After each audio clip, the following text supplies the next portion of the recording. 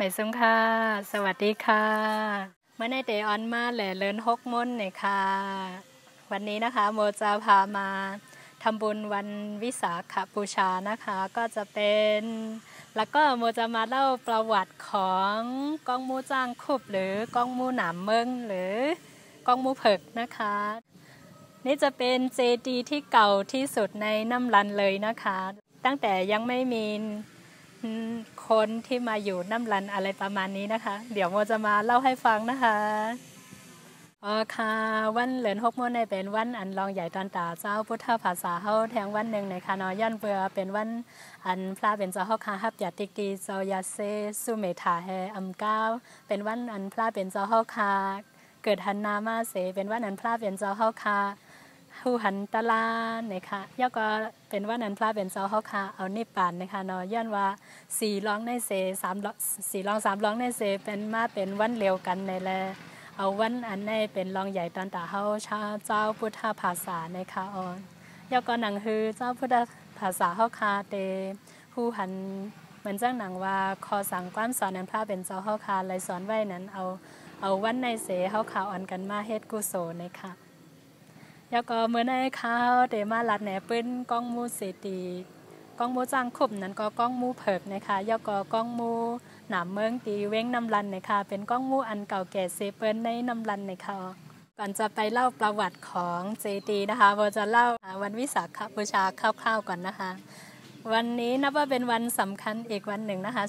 สำหรับชาวพุทธเรานะคะวันวิสาขบูชานะคะก็จะเป็นวันสำคัญอีกวันหนึ่งนะคะแต่ว่าถ้าเป็นภาษาไทยใหญ่จะเรียกว่าวันเหลินฮกมนนะคะหรือเรียกวันเพ็ญเดือน6นั่นเองค่ะ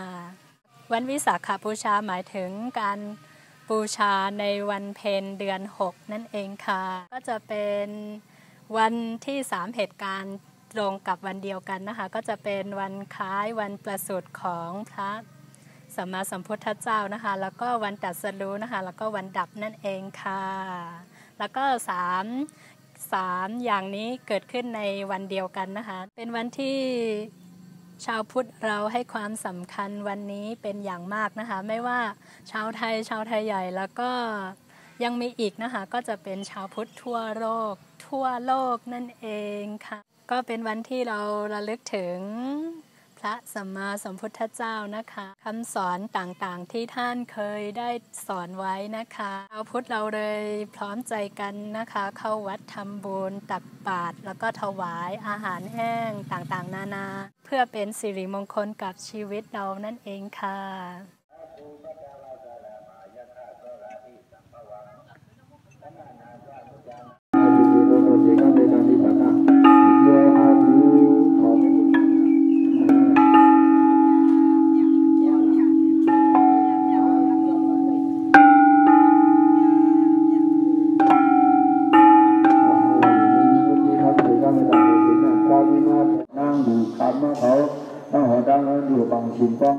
ทางผู้ถูกเป็นกองอยู่ด้านการแห่งเรียกย่องพระถึงเสาเลยอยู่ในด้านโฮกหนึ่งยาวในบริเวณการเสียงผู้ถูกอันนี้อยู่ในด้านสามหน้าผู้ถูกในบริเวณอยู่มาด้านสามหน้าผู้ถูกด้านกับแห่งเรียกพระถึงเสาย่อม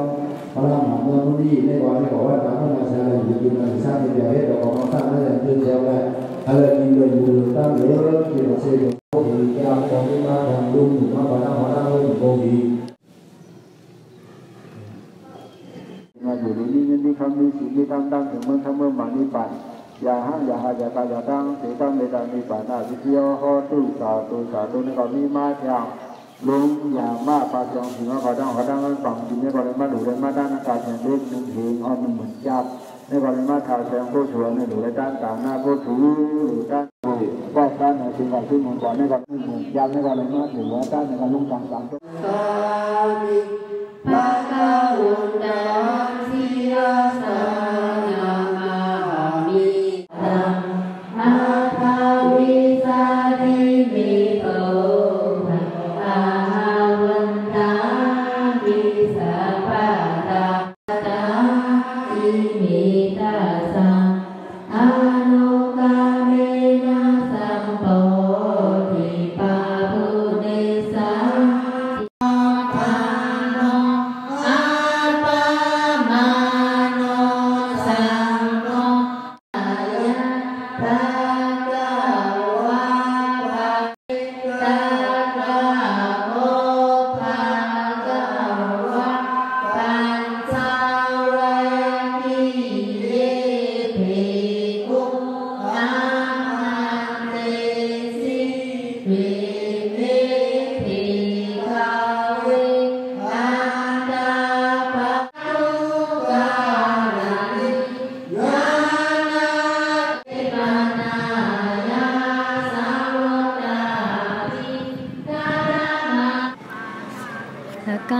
เป็นที่น้ำรันนะคะ ไม่แน่ใจว่าที่อื่นๆจะเป็นไหม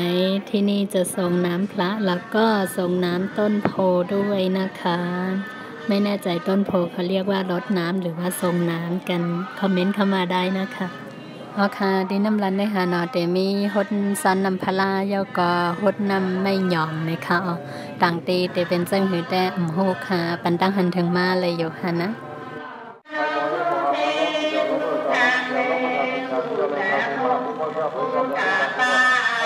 ชื่อสังค่ะชื่ออันค่ะก็อินดี้โอ้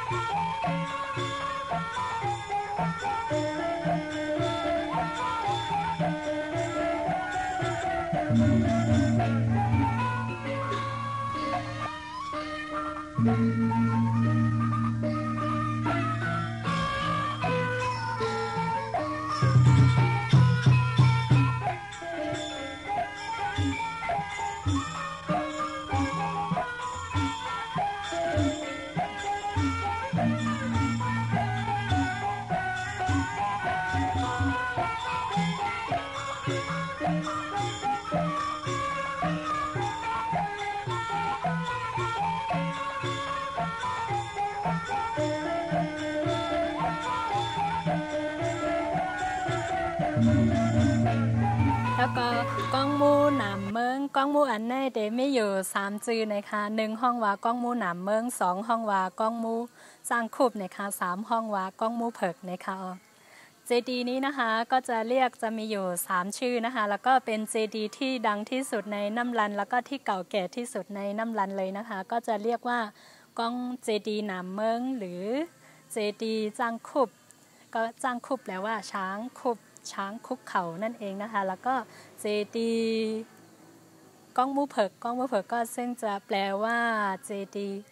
ขาวนั่นเองค่ะเผือกก็จะเป็นขาวนะคะตั้งสูงก้องมูหนามเมืองแน่เดมีหมอก27ศอกนะคะความสูงของเจดีนะคะก็จะมีทั้งหมด27ฟุตนะคะก้องมูหนามเมืองก้องมูหนามเมืองแปลว่าเจดีคู่บ้านคู่เมืองอะไรประมาณนี้นะคะ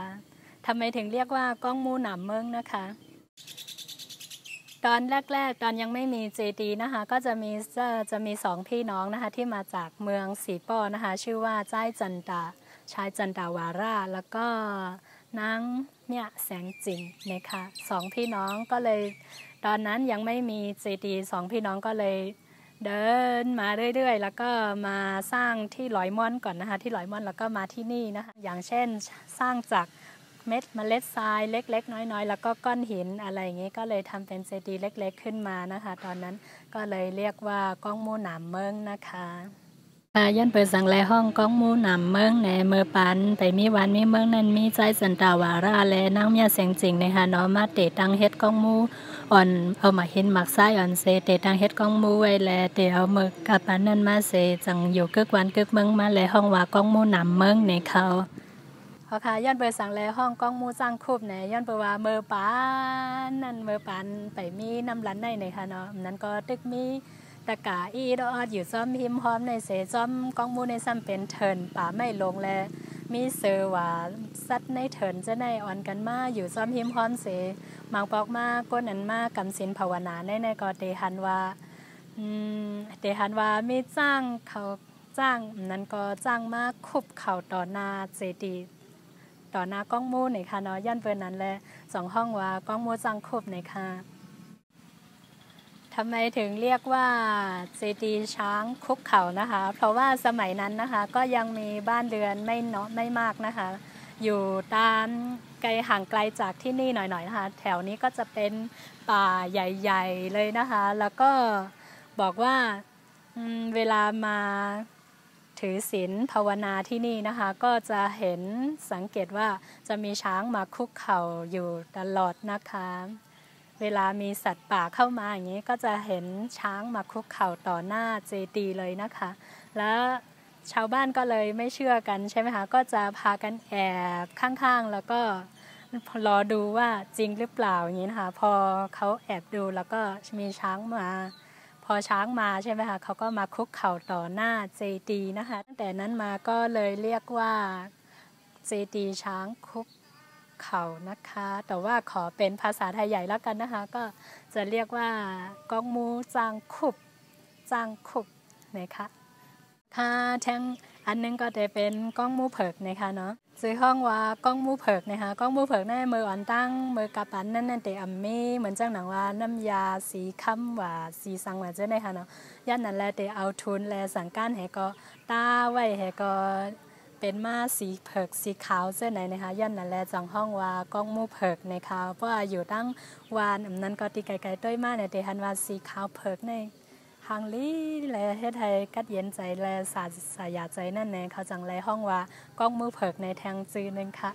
ทำไมถึงเรียกว่าเจดีย์เผือกหรือเจดีย์ขาวนะคะเพราะว่าสมัยนั้นนะคะยังไม่มีสี